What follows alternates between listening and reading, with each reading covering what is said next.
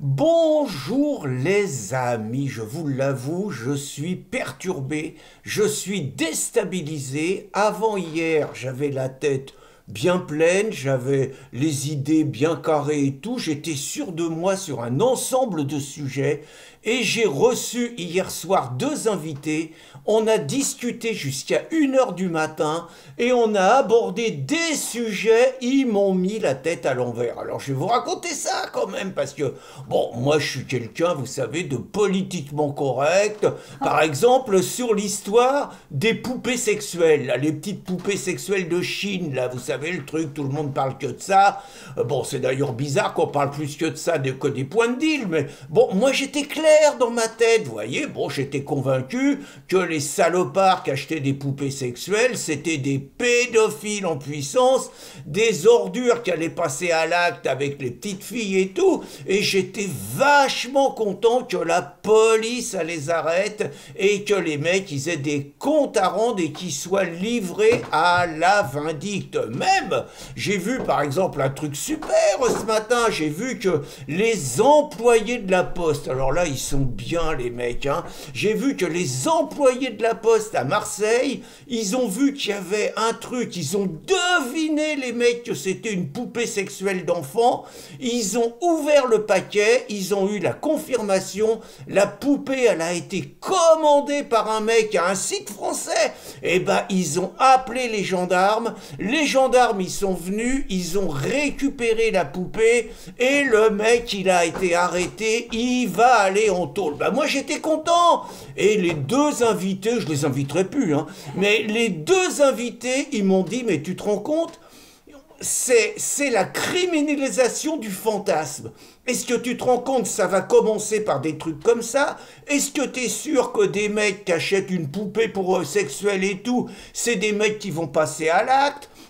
Je te rappelle que 98% des fantasmes ne sont jamais concrétisés et peut-être que les dangereux, c'est peut-être les mecs qui achètent pas des poupées et que ceux qui achètent des poupées, ça les aide justement à pas passer à l'acte. Est-ce que tu te rends compte que si tu commences comme ça va être l'ensemble des fantasmes? Toi, t'as jamais de fantasme de viol?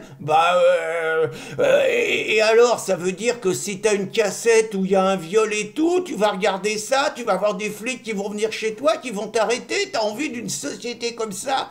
Ils m'ont troublé, je savais plus où j'habitais, et là je suis totalement déstabilisé. Alors un autre sujet où ils m'ont déstabilisé, c'est les histoires de voile.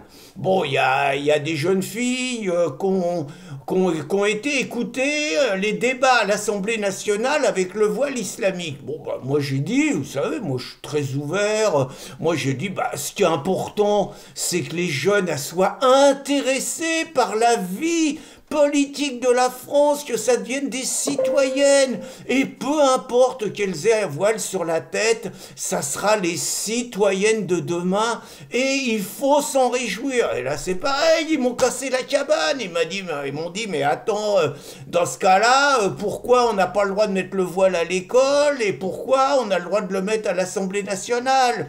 Pourquoi, quand on va dans un procès, tu dois connaître les procès? Bah ouais, ça arrive de temps en temps. Pourquoi, quand on va dans un procès, les femmes françaises, on leur dit de retirer leur chapeau, on leur dit de retirer leur béret, on leur dit de retirer tout ce qu'ils ont sur la tête. Et les musulmanes, elles ont le droit de porter le voile dans les prétoires, dans les salles de tribunal. Est-ce que tu trouves ça normal? Et donc, ils m'ont dit, bah, c'est un symbole de soumission. Les nanas, elles n'ont pas à porter ça à l'Assemblée nationale. C'est un scandale que ça a été autorisé. Oh, j'avais jamais pensé à ça, j'étais encore plus déstabilisé. Et puis alors là, un troisième sujet, alors là, je vous avoue les mecs, là, je sais plus où j'habite. Hein. Voilà, on a causé des objets volés au Louvre, là, vous savez, la couronne, tout ça, bon, trésor de l'humanité, des joyaux de notre histoire, et tout, et tout. Alors au départ, on nous a raconté que c'était tellement dur que c'était des mecs du grand banditisme et tout. Bon, apparemment, plus l'enquête avance, et ça y est, ils ont chopé tous les mecs. Bon, c'est des petits voleurs, des petits tracailles de banlieue, quoi. En gros, on nous disait que c'était la division 1, c'est la division d'honneur des voleurs. Bon, franchement, c'était pas difficile, mais Bon, moi je me disais, bah ils ont toujours pas retrouvé les bijoux, mais j'ai confiance en la police, je sais qu'ils vont les retrouver, tout ça. Vous savez pas ce qu'ils m'ont dit, les gars? Ils disent, mais attends, comment t'expliques qu'ils sont quatre, apparemment les mecs ils sont quatre. On a arrêté les suspects. Ça fait une semaine que les suspects sont arrêtés et on n'a toujours pas retrouvé les bijoux. Bah, qu'est-ce que vous voulez dire? Mec, ils disent, bah attends, il y a des méthodes simples, hein, si tu nous les laisses, nous ils vont parler. Voilà. J'ai dit, mais attendez, vous êtes en train de me dire que vous voulez les torturer? Bah, attends, et ils m'ont dit, bah bien sûr. Bah, les mecs, ils font l'apologie de la torture chez moi. Ils ont dit, attends, par rapport aux enjeux, c'est quand même des trésors de l'humanité, c'est la fierté de la France.